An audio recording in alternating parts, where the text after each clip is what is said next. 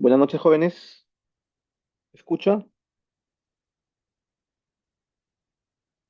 Ya. Sí, doctor. Sí, doctor, Ahí se lo escucho. sí, sí se ve también todo, ¿no? ¿No? Sí, doctor. Ok.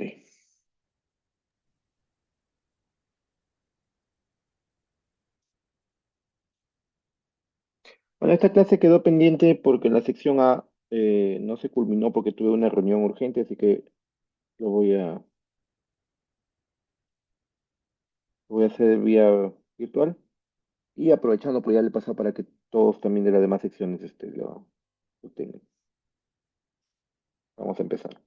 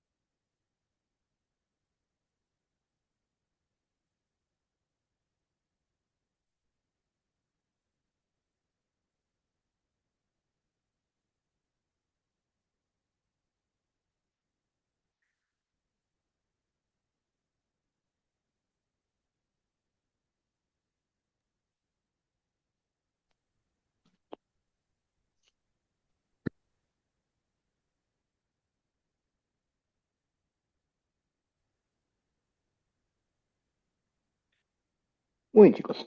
El tema que quedó pendiente, como ya les había mencionado, es el de fármacos antiarrítmicos, que es el de que vamos a tomar, ¿no? Siempre, como les he dicho, todo lo concerniente a farmacología tiene que ver con la fisiología. Entonces acá vamos a hablar nuevamente de lo que es la fisiología de la conducción cardíaca, de la conductibilidad, de lo que es el ritmo cardíaco, ¿no? Bueno, aquí, ¿no? Según esta primera diapositiva que lo puse como un pensamiento que dice padecemos del mismo mal, tenemos una arritmia cardíaca cuando estamos juntos, ¿no? Porque la arritmia cardíaca no simplemente es hablar de alteraciones en el ritmo, sino también alteraciones en la frecuencia.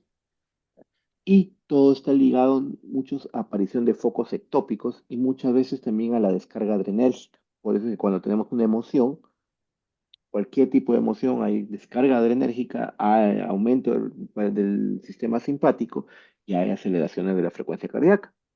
Y que si es que hay alguna alteración estructural, aparecen las arritmias.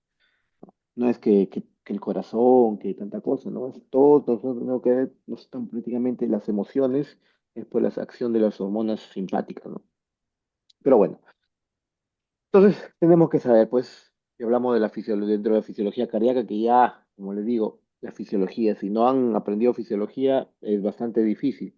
No imposible, pero difícil tomar la farmacología. Se les va a ser difícil también, pero no imposible.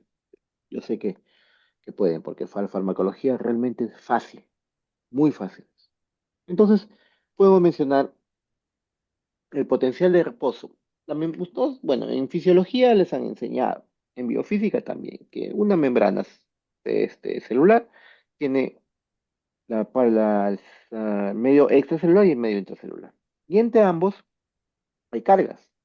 Mayormente la carga extracelular es positiva y la carga intracelular es negativa. Entonces, ese potencial que se encuentra dentro de la célula es negativo. Por eso es que ese potencial de reposo, que es la diferencia de las cargas, por eso es que el potencial de reposo en una célula cardíaca es menos 90 milivoltios. Es negativo. La membrana celular intracelular es negativa. El medio extracelular es positivo. Entonces, esa diferencia de cargas entre cuando la célula se encuentra descansando se le llama potencial de reposo. El potencial umbral es aquel potencial en el que empiezan ya a cambiarse las cargas y llega a un equilibrio en que por arriba de eso ya hay una despolarización, ya hay un potencial de acción, ¿no? Que es digamos, la variación del potencial transmembrana, o sea, la variación del potencial de reposo, en función al tiempo que se va realizando la acción. Entonces, ustedes, claro, ¿qué pasa en la célula cardíaca en reposo? Como estoy hablando, la célula miocárdica, el miocito o cardiomiocito, que es el músculo cardíaco, tiene un potencial de membrana, ¿sí?, en reposo aproximadamente de menos 80 milivoltios, a menos 90. Está ahí. Fibras de las aurículas, ventrículos y el sistema de His-Purkinje.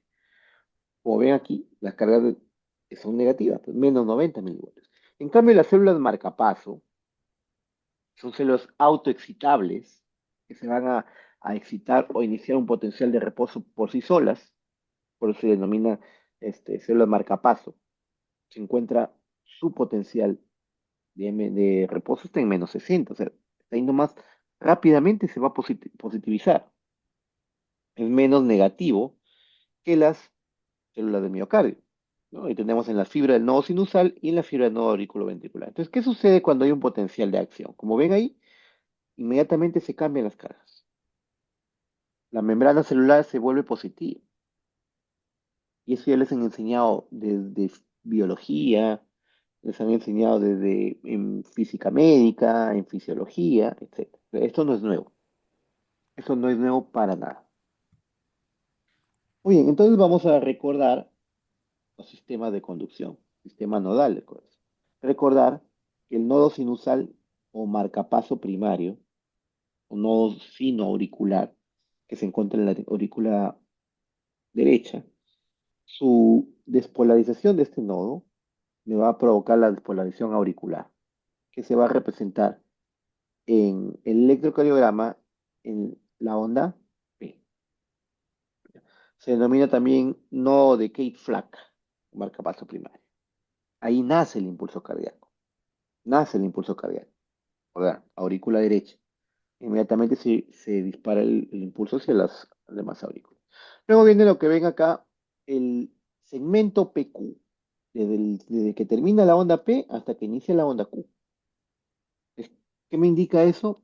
Como ven aquí, la transmisión a través de los haces internodales hacia el nodo auriculoventricular, que son los haces de Torel, las de Bachmann y las de Wecken. Más o menos te da una velocidad de 0,3 metros por segundo. Rapidísimo. Luego tenemos lo que es el nodo auriculoventricular, que es, digamos, llamado marcapaso secundario o nodo de Achos-Tawara, que me indica en el electrocardiograma, como ven ahí, la onda Q. Y aparece el complejo QRS. Recordar que esto también se ha enseñado desde primaria, creo. La onda P me indica la despolarización auricular. El complejo QRS, todo QRS, es la despolarización ventricular. Y la onda T es la repolarización ventricular.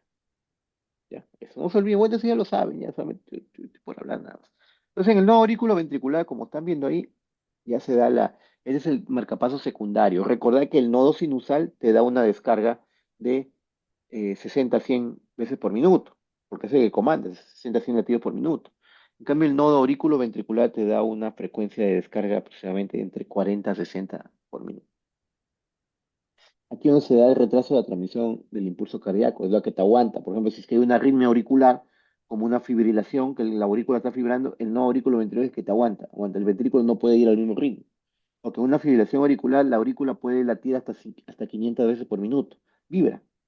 El corazón no puede, el ventrículo no puede. Entonces, el nodo aurículo ventricular te lo aguanta, ¿no? Lo aguanta, ahí queda. Continuamos entonces, empieza lo que es el ADGIS, la primera porción del ADGIS, que es única, que me va a dar la onda R, que ven ahí, que es el haz auriculoventricular, es donde inicia digamos, de GIS. Nace en el nodo auriculoventricular y pasa entre las válvulas del corazón y penetra en el tabique interventricular. Luego se abre en dos ramas, la rama derecha y la rama izquierda, que van a todo y al tabique interventricular. Ese ya me da lo que es la onda S, ¿ya? Se divide en rama derecha y rama izquierda. Esa es la de His. Ya se, miren, como ustedes se están dando cuenta, ya se dio lo que es el complejo QRS. Luego de eso ya el impulso se dispersa por todo el ventrículo a través de la fibra de Purkinje.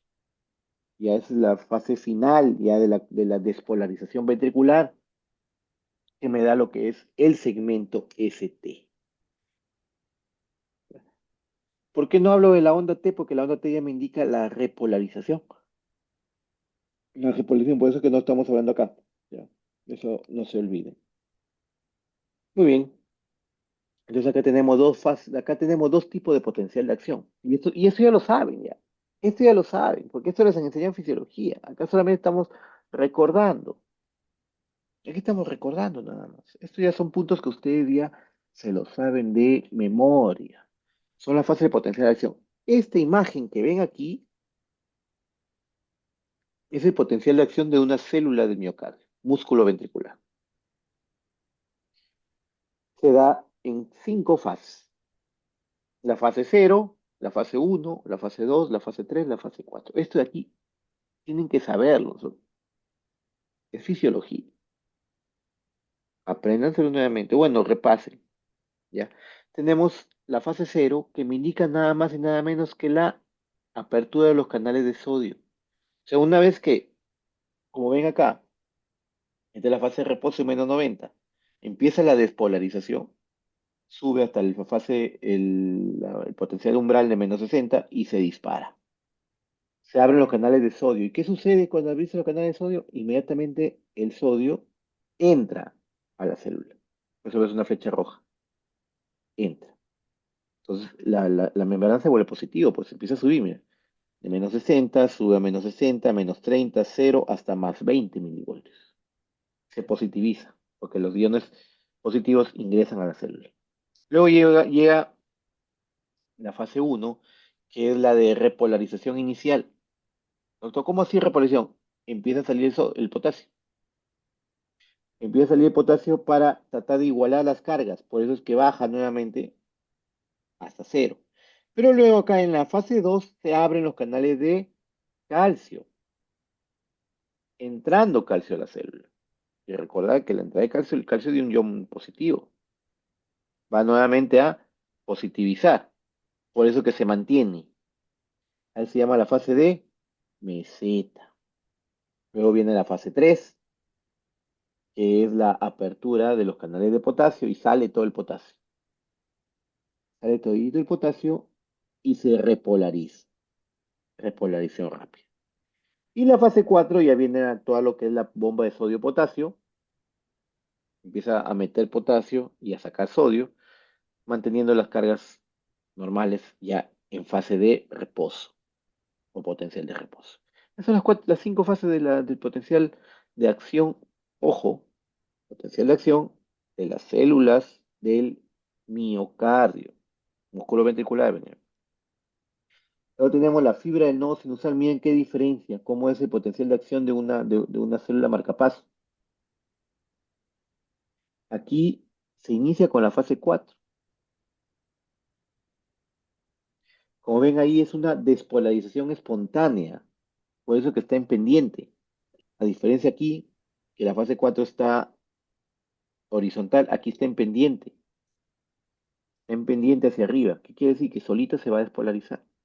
Por eso se dice despolarización espontánea. Son fibras naturalmente permeables al sodio. Entonces aquí inicia el potencial de acción con la fase 4. Aquí ya inicia. Luego se dispara, más o menos llegando a los menos 40 milivoltios. Se puede decir que es el potencial umbral. Se dispara en la fase cero. Y si se dan cuenta, aquí la fase cero no es entrada de sodio, sino entrada de calcio.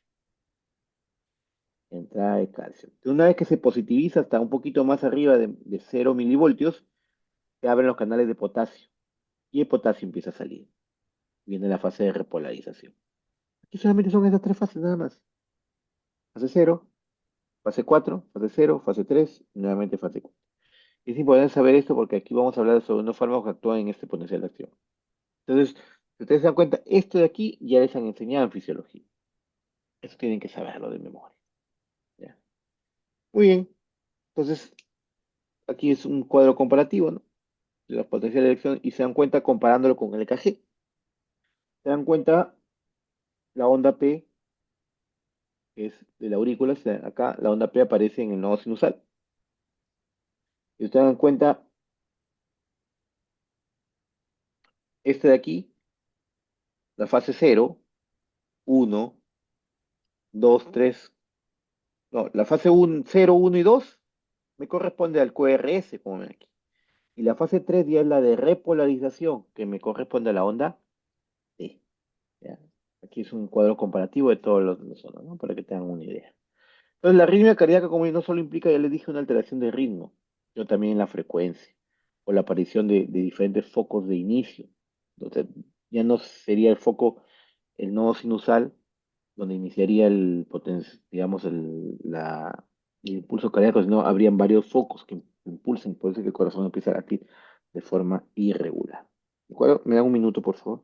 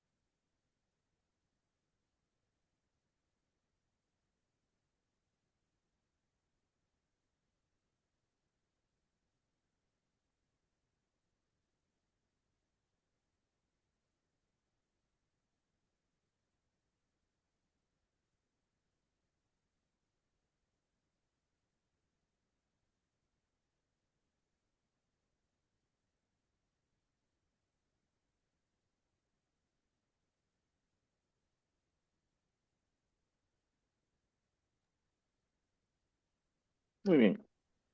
Entonces, como ya les estaba mencionando, no solamente implica una alteración de ritmo, ¿no? Bueno,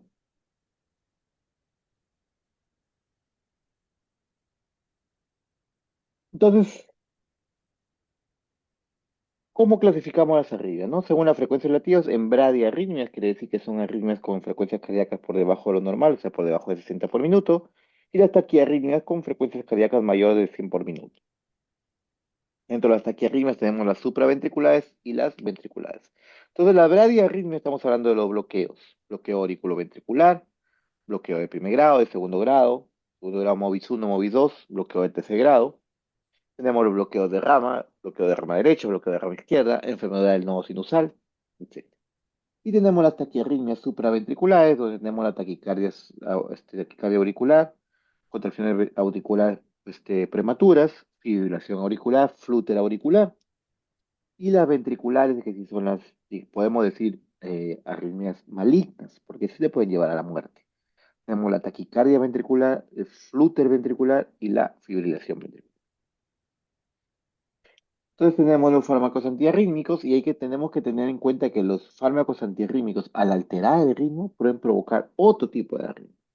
Es un fármaco con un margen terapéutico bastante estrecho, que hay que tener mucha precaución al administrar. Entonces, tenemos los antiarrítmicos, como ven aquí, dependiendo de la clasificación, Vaughan y William lo considero cuatro clases. La clase uno, que son bloqueos de la entrada de sodio, ya bloqueo de los canales de sodio, son subdividen 1A, 1B, 1C. Tenemos clase 2 que son los beta bloqueadores, que ustedes ya lo han estudiado bastante bien. Los clase 3 bloqueadores de canales de potasio. Y los clase 4 que son los bloqueadores de canales de calcio.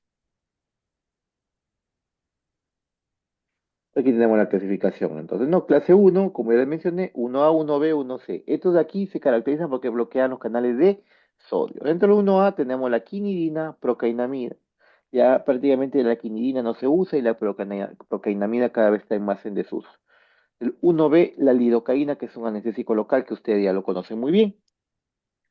Tenemos de la clase 1C la propafenona y la flecainina. De esas dos, la propafenona es la que más se utiliza.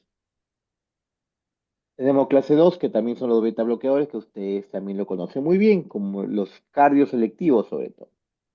Los antagonistas o bloqueadores beta 1 como el bisoprolol, atenolol, esmolol. Tenemos los de clase 3 bloquean canales de potasio. Tenemos la miodarona, el sotalol, bretilio. Y los de clase 4 que son los de calcio antagonistas no dihidropiridina, como el verapamilo, diltiazem. Tenemos otros, como la adenosina, sulfato de magnesio, de presión de la conducción auriculoventricular, como la digoxina. Eso de aquí ya lo hemos estudiado cuando hemos hablado de farmacología de la contracción cardíaca, ¿no?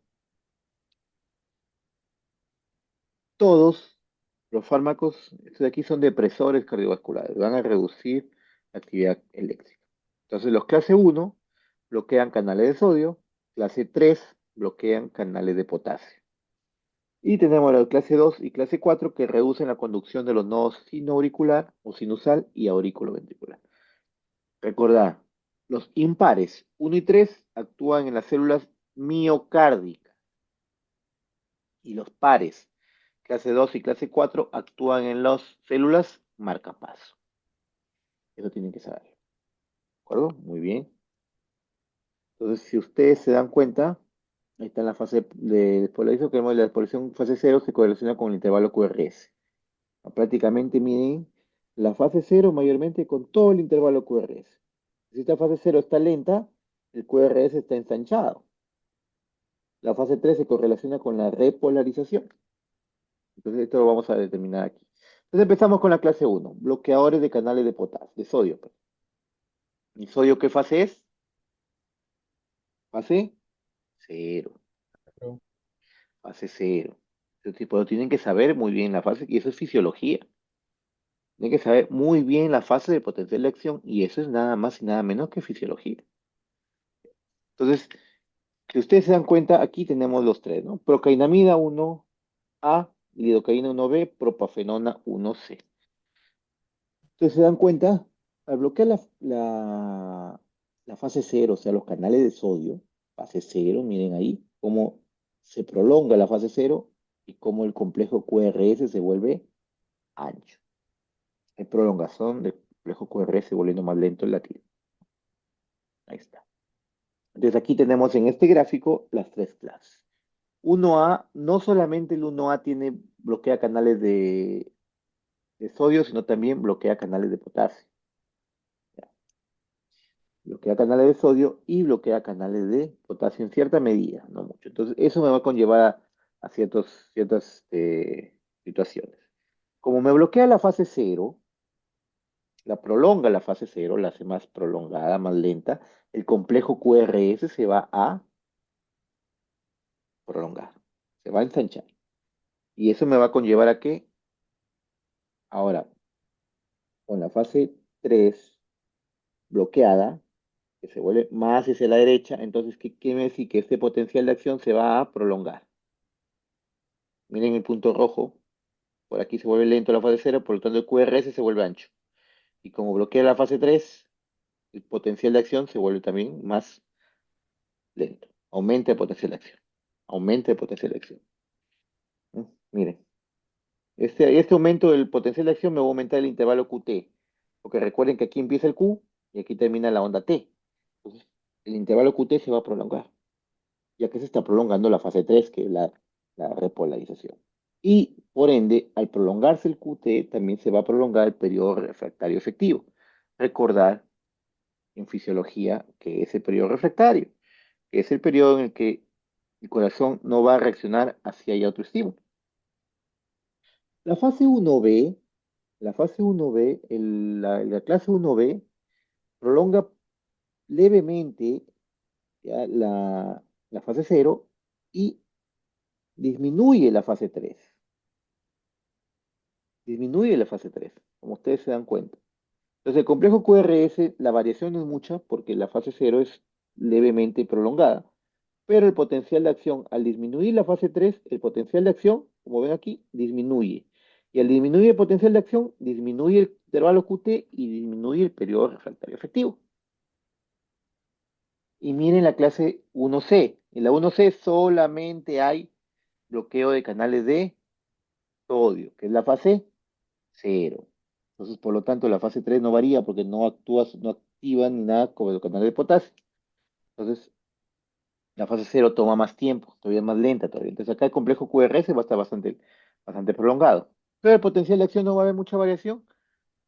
¿Por qué? Ni el intervalo QT, porque no se varía o no se prolonga la fase 3. Solamente acá se prolonga la fase cero. ¿Ya? Eso tienen que saber. Facilito.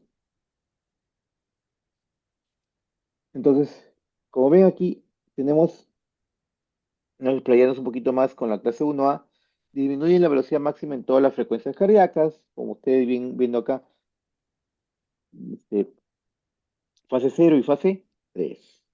Es fuertemente ritmogénico, por eso casi en desuso. Se utiliza en taquicardias tanto auriculares como ventriculares y en los síndromes de preexcitación. En el síndrome de preexcitación tenemos el llamado Wolff-Parkinson-White, ¿no? Aquí está la procainamida, que como dice está indicada en el tratamiento de taquicardia ventriculares. Cada vez es más en desuso porque hay otros fármacos más modernos que están supliendo. Entonces está la procainamida y la quinina. La quinina ya está fuera del mercado. Entonces tenemos de elección, como le dije, en taquicardia con pacientes con síndrome de preexcitación, Wolff-Parkinson-White. En arritmias inducidas por infarto agudo de miocardio, pero en fase crónica. En fase aguda no. En fase aguda va la 1B. Acuérdense. Ya. Las arritmias inducidas por infarto agudo de miocardio, en fase aguda no va la procainamida. La procainamida va solamente en arritmias inducidas por el infarto agudo en fase crónica. Segundo fármaco de elección para fibrilación auricular. Actualmente ya es el tercer en elección porque está la propafenona y la amiodarona, que ya desplazaron a la de acá. Todos los antiarrítmicos están contraindicados por si acaso en choco. también en bloqueos auriculoventriculares. ¿Por qué? Porque estos son depresores del sistema cardiovascular. Y si el paciente está en shock, con una insuficiencia cardíaca o un bloqueo auriculoventricular, puede empeorar esa depresión. Acciones adversas, claro, puede poseer hipotensión, propio su acción rítmica, el síndrome de lupus-like, un efecto adverso tipo B, en la que aparece un cuadro similar al lupus, pero sin daño renal. Puede producir hasta agranulocitosis, ¿ya? Ahora la quinina, como dice, se retiró del mercado por el efecto del síncope que puede ocasionar accidentes. Produce también el sinconismo, donde aparecen náuseas y vómitos excesivos. Puede producir hipotensión ortostática. Y lo más temible, con una prolongación marcada del intervalo QT, es la aparición de la torcedura de puntas o torsade de Pointes. Porque esto de aquí, una vez que aparece la torsade de Pointes, es muy probable que haya fibrilación ventricular, que es una tipo de una arritmia maligna, como le llaman, ¿no? Tenemos la clase 1B, aquí como ya le mencioné hace un momento, prolonga la fase cero, pero disminuye la fase 3. ¿Ya? Entonces, acorde el periodo de repolarización del potencial. Sí, acorta el periodo de repolarización. ¿Y cuál es el periodo de repolarización? ¿Mm? La fase 3. La fase 3, periodo de repolarización, se acorta. ¿Ya? Se acorta. Entonces aquí tenemos, como pueden ver, la fase cero hay leve prolongación y un acortamiento de la fase 3. ¿Y eso a qué te conlleva? A un acortamiento del potencial de acción y al periodo refractario, ¿no? Como lo mencioné. Aquí tenemos toda esa lista, la lidocaína la que nos importa. Se indica en arritmias ventriculares, solamente arritmias ventriculares. ¿Ah? La clase 1B es en arritmias ventriculares, no tienen efecto en las arritmias auriculares, en las arritmias ventriculares. Ya. Su uso es en arritmias ventriculares. Vuelvo a repetir, su uso es en arritmias ventriculares. No tiene efecto en las aurículas. No tiene efecto. Y es asociado sobre todo en infarto agudo del miocardio en fase, aquí sí, en fase aguda. Aquí sí es en fase aguda. Ya. La lidocaína, ya lo saben ustedes, es un anestésico local, bloquea canales de sodio. Es el único de los anestésicos locales que puede utilizarse como antiarrítmico y puede usarse vía endovenosa. Los demás no se recomienda usar en vía endovenosa, menos la bupivacaína porque es el más cardiotóxico. La lidocaína es la más neurotóxica también, hay que tener precaución también. Poca actividad en fibras auriculares, ya lo dije. Fármaco de elección en arritmias ventriculares asociados al infarto agudo del miocardio en fase aguda. Aquí sí en fase aguda. Ya, la procainamida es en fase crónica, esta es en fase aguda, la lidocaína. También situaciones de intoxicación digitálica. Puede producir parestesias, coma y muerte en dosis altas. Recordar que es este, convulsiones también es neurotóxico. La lidocaína es más neurotóxica que la UPI. Y raro, pero puede ser reacciones anafilácticas. Tenemos la clase 1C. La clase 1C eh, solamente, como vimos hace un momento, actúa prolongando la fase cero, más no la fase 3. Entonces, al prolongar solamente la fase cero, va a haber digamos, un ensanchamiento del QRS, pero no va a haber alteración del potencial de acción ni del periodo refractario efectivo, ya que la fase 3 no se modifica. Tenemos acá la propafenona, muy útil en arritmias asociadas al síndrome de Ward-Parkinson-White y para la cardioversión o tratamiento del ritmo en la fibrilación auricular. La propafenona, muy útil, como le dije, en fibrilación auricular sin cardiopatía estructural. ¿Por qué sin cardiopatía estructural? Porque una vez que hay cardiopatía estructural, ya la arritmia ya no va a revertir. Hay que evitar el uso con anticoagulantes orales, como todos los demás antiarrítmicos, contraindicado en bradiarritmias. Contraindicado en bradiarritmias, en bloqueos auriculoventriculares, en hipotensión. ¿Por qué? Porque estos fármacos son depresores, vas a deprimir más. Si hay daño estructural grave, el corazón, excepto hipertensión arterial. Si hay cardiopatía isquémica asociada a valvulopatía, no hay que administrar. Y no administrar en arritmias ventriculares porque no viene al caso. Uso específicamente para arritmias auriculares, la propafenol. Tampoco usar en el embarazo. Bueno, acabando el grupo uno, pasamos al grupo 2 de los famosísimos beta bloqueadores que ustedes lo han estado viendo hasta en la sopa. Este es un repaso prácticamente para ustedes si hablamos de los beta bloqueadores, ¿no? Entonces, ¿qué hace el beta bloqueador? Es un antagonista competitivo de los receptores beta, ¿ya? Por eso que estamos hablando principalmente de los receptores beta uno que son los cardioselectivos. Entonces, ¿cuál es el blanco principal? La célula de marcapaso. Ahí, ¿ya? Ahí bloquean los receptores beta. Entonces, ¿qué es lo que hace? Disminuye la pendiente de la fase 4. Entonces, ven, la fase 4 se vuelve más plano, ¿no? Miren, aquí está normal. Entonces, fase 4 donde inicia acá, se vuelve más plana, miren. Miren la fase 4 más plana. Entonces, al volverse más plana, se vuelve más lenta. Entonces, va a disminuir lo que es la pendiente de polarización. Vamos a ver en el siguiente gráfico. Útiles sobre todo cuando la arritmia tiene componente simpático. Deprimen el automatismo no sino auricular y otros focos ectópicos que hubieran ahí. También disminuye la velocidad de conducción. Vamos a ver aquí. Miren si ustedes se dan cuenta, miren esta imagen, pero mírenla. Fase 4, 0, 3, 4. Aquí hay tres latidos en ese caso. Pues si yo les administro beta bloqueador, aquí este es un ejemplo, si yo administro beta bloqueador cardioselectivo, o sea, beta uno como el esmolol, por ejemplo, ustedes mismos se dan cuenta, miren, la fase 4, cómo se cae la pendiente, ¿no? La fase 3 y la fase 0 normal sigue normal. La fase 3 mire cómo también se prolonga. Entonces, si ustedes nomás se dan cuenta ahí, tres latidos normales, tú le das beta bloqueador, me da dos, ¿no? Así disminuye la frecuencia cardíaca. Disminuye la pendiente de fase 4 y prolonga la repolarización en la fase 3. ¿Qué me conlleva eso? A una disminución de la frecuencia cardíaca, tal como lo están viendo en el gráfico. Es un ejemplo, y nos dan tres latidos normales y dos beta bloqueados, ¿no? Entonces hablaremos de dos principales. El atenolol, que es el que más van a utilizar ustedes porque más van a ver en su centro de salud, bloqueante selectivo beta uno o cardioselectivo, muy útil en el control de las taquicardias paroxíticas supraventriculares y extrasístoles, ahí de elección inclusive. Control de frecuencia ventricular en flúter o fibrilación, como un controlador de frecuencia. Normalmente se le da el atenolol o el bisoprolol. El esmolol es para uso parenteral, después vamos a hablar. Sirve también para prevenir las arritmias ventriculares postinfarto, ¿ya?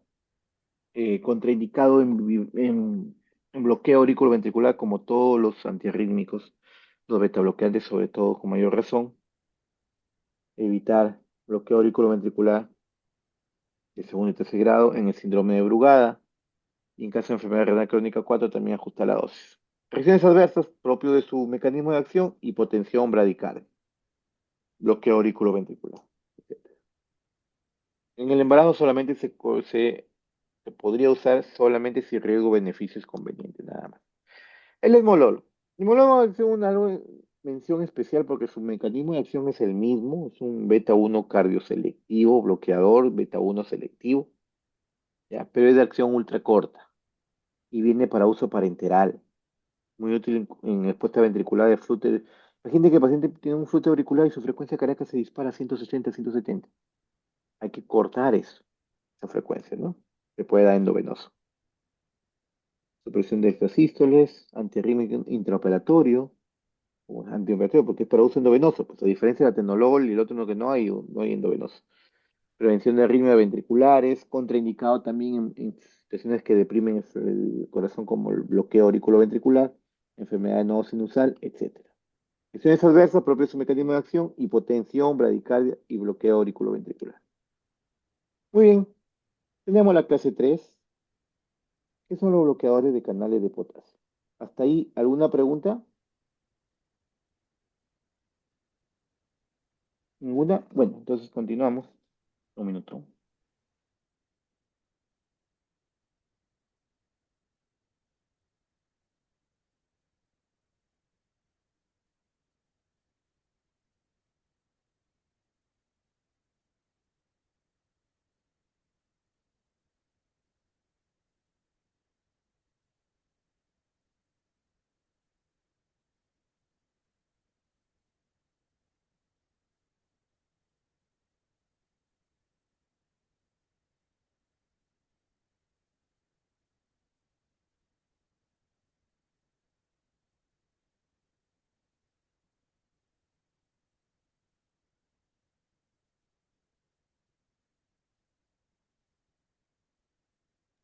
Continuamos con los bloqueadores de canales de potasio, que son los de la clase 3. ¿Me escuchan? Hola, hola. Si no, ya. Sí, doctor.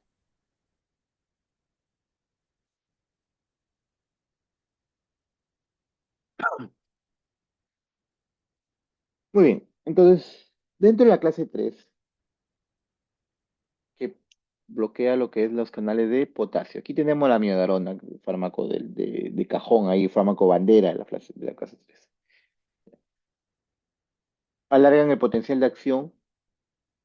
Saben que bloquean la fase 3 y la fase 3 es la que va a prolongar el potencial de acción. Por lo tanto, al prolongar el potencial de acción van a prolongar el intervalo QT y van a prolongar el periodo refractario efectivo. También disminuyen la frecuencia de descarga no sinusal, prolonga el tiempo de conducción aurículo-ventricular, o sea, retrasan un poco la conducción desde el aurículo al ventrículo. ¿Ya? Eh, este fármaco, como la miodrana, tiene varios efectos. ¿Ah? De aquí vamos a ver. Mira, ahí está, ¿no? Como ustedes se están dando cuenta, prolonga prolonga considerablemente la fase 3. También cierta prolongación de la fase 0. Entonces, eso que va a conllevar a una ampliación del intervalo QT, una prolongación del intervalo QT, prolongación del potencial de acción, prolongación del periodo refractario efectivo.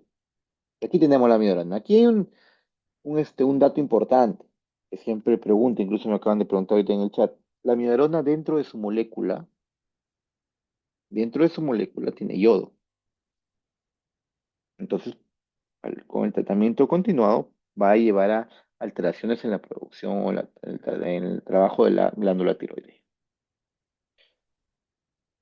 Puede producir torcedura de puntas o torsaide de Pointese a menor incidencia que la procainamida, pero igual puede ser. Tiene efectos también uno, 2 y 4 por si acaso. Prolonga el QRS por leve bloqueo de canales de sodio. De acuerdo a la clase 2 y clase 4, reduce la frecuencia cardíaca y la conducción en el nodo auriculoventricular, que es propio de los beta bloqueadores y más propio de los calcio antagonistas, no dihidropyridina. Por eso es que la amiodarona sirve para varios tipos de. Podemos decir que es un antiarrítmico de amplio espectro, ¿no?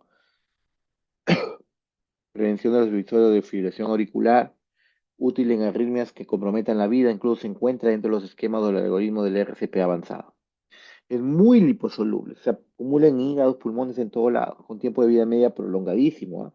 De 58 días, y una unión apetita plasmática de 96%. Entonces, su metabolismo es hepático y su excreción es biliar. Pero este problema que este fármaco tiende a acumularse en los tejidos. ¿Ya? Rams a corto plazo, torcedura de puntas por la prolongación del QT, hipotensión también, o bloqueo auriculoventricular. Y los ramos a largo plazo, aquí tenemos fibrosis pulmonar. Recordad, como les dije, que la amiodarona hace muy liposoluble, se almacena en los tejidos. Puede producir hepatitis, hipo o hipertiroidismo, depósitos en córnea. Sus interacciones medicamentosas pueden ser por procoinamida, con beta bloqueadores, ¿verdad? Que se van a disminuir todavía la frecuencia cardíaca, y también con bloqueador de calcio.